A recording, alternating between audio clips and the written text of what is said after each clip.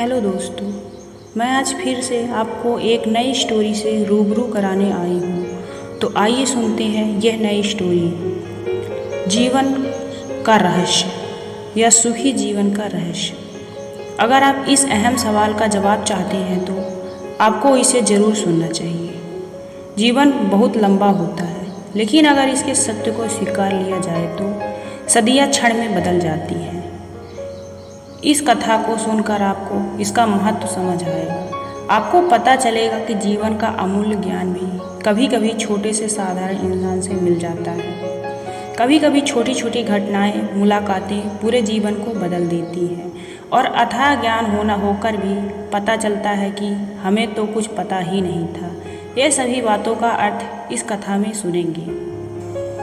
एक महान संत हुआ करते थे जो अपना स्वयं का आश्रम बनाना चाहते थे, जिसके लिए वो कई लोगों से मुलाकात करते थे। एक जगह से दूसरी जगह यात्रा के लिए जाना पड़ता था। इसी यात्रा के दौरान उनकी मुलाकात एक साधारण सी कन्या विदुषी से हुई।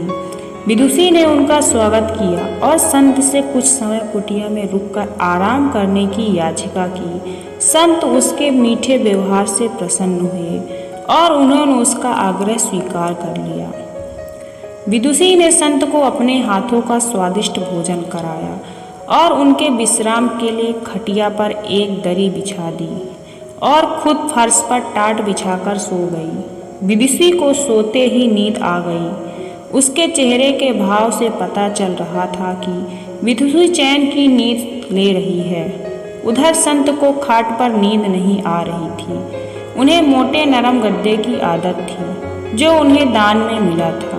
वो रात भर विदुषी का सोच रहे थे कि वो कैसे इस कठोर जमीन पर इतने चैन से सो सकती है। दूसरे दिन सवेरा होते ही संत ने विदुषी से पूछा कि तुम कैसे इस कठोर धरा पर इतने चैन से सो रही थी। तब उसने बड़ी सरलता से उत्तर दिया, हे गुरुदेव, मेरे लिए मेरी ये छोटी सी कुटिया एक महल के समान ही है।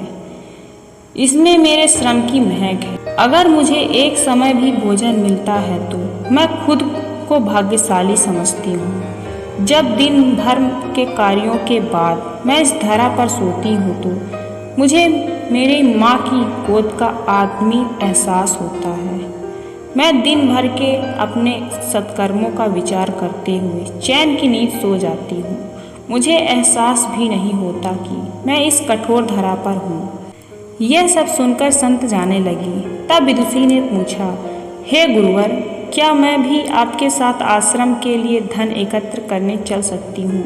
तब संत ने विनम्रता से उत्तर दिया, बालिका, तुमने जो मुझे आज ज्ञान दिया है उससे मुझे पता चला कि चित्त का सुख कहाँ है। अब मुझे किसी आश्रम की इच्छा नहीं रह गई। यह कहकर संत वापस अपने देश लौट गए और एकमात्र किसी धन उन्हें गरीबों में बांट दिया। यह कहकर संत वापस अपने देश लौट गए और एकत्र किया धन उन्होंने गरीबों में बांट दिया और स्वयं एक कुटिया बनाकर रहने लगे। शिक्षा। इस कहानी से हमें क्या शिक्षा मिलती है? आत्मशक्ति एवं संतोषी जीव सुखी रख सकता है। सुखी जीवन का रहस्य है। जब एक इंसान को संतोष नहीं मिलता, वो जीवन की मोह माया में फंसा ही रहता है और जो इस मोह माया में फंसता है उसे कभी चैन नहीं मिलता। जीवन का सुख संतोष में है। अगर मनुष्य जो है उसे स्वीकार कर ले, उसी में खुशियाँ तलाशे, तो वो उसी क्षण से सारे सुख का अनुभव लेता है। जिस तरह विदुषी एक वक्त में भोजन को ही अपना सौभाग्य मानती है और उसे कठोर धरा पर भी चैन मिल सकता है। आत्म शांति एवं संतोष ही सुखी जीवन का रहस्य है। जब तक इंसान को संतोष नहीं मिलता, वो जीवन की मोह माया में फंसा ही रहता है। अतः संतुष्टि ही जीवन का मूल मंत्र है। अगर इंसान में संतुष्टि है तो कोई दुख उसे तोड़ नहीं सकता। यही है जीवन का रहस्य। अगर आपको यह कहानी अच्छी लगी तो कमेंट अवश्य करें। हम रोज आपके लिए ऐसे ही कहानी लेके आएंगे। धन्यवाद दोस्तों। हमारे चैनल को लाइक, शेयर एंड कमेंट जरूर करें। धन्यवाद।